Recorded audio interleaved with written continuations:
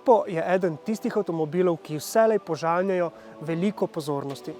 No, ampak ne zato, ker bi želel izstopati, ampak zato, ker je ta avto tako zelo ljudski. Veliko slovenskih voznikov je vozilo recimo njegovo prvo generacijo iz 90-ih let ali pa njena naslednika, Stila in Brava. No, ampak s tokratno prenovo je Tipo vseeno dobil različico, ki izstopa iz sivine.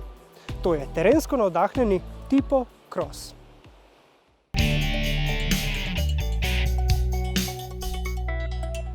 Poglejmo torej, kaj prinaša prenovljeni Tipo. No, še prej pa vas povabimo, da se naročite na naš kanal.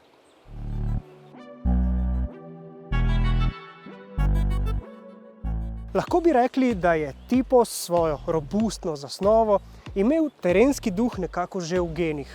No in zato se je različica Cross, ki prinaša takšne terenske dodatke in pa 4 cm višji odmik od tal, preprosto morala zgoditi. Tako bo še manj neugodno zapeljati na kakšen robnik ali pa se podati na kakšno makadamsko pot.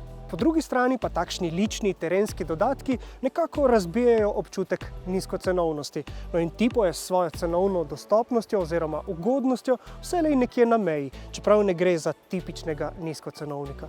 Sicer pa Tipo prinaša tudi nove žaromete v polni LED tehniki, no v notranjosti pa sta vozniku odslej na voljo nov digitalni zaslon, ki nadomešča analogne merilnike in pa povsem nov, bistveno večji osrednji zaslon na dotik. No, nov je tudi volanski obroč, ki pa je v resnici precej podoben prejšnjemu. Asistenčni sistemi v Tipu zdaj prepoznavajo prometne znake, zadržujejo vozilo v voznem pasu, prepoznavajo utrujenost voznika ali pa nadzirajo mrtvi kot. Za pogon pa lahko odslej skrbita litrski turbobencinski trivaljnik s 74 kW ali pa 1,6 litrski turbodizelski štirivaljnik s 96 kW. No, kasneje pride tudi nekoliko šibkejši dizel.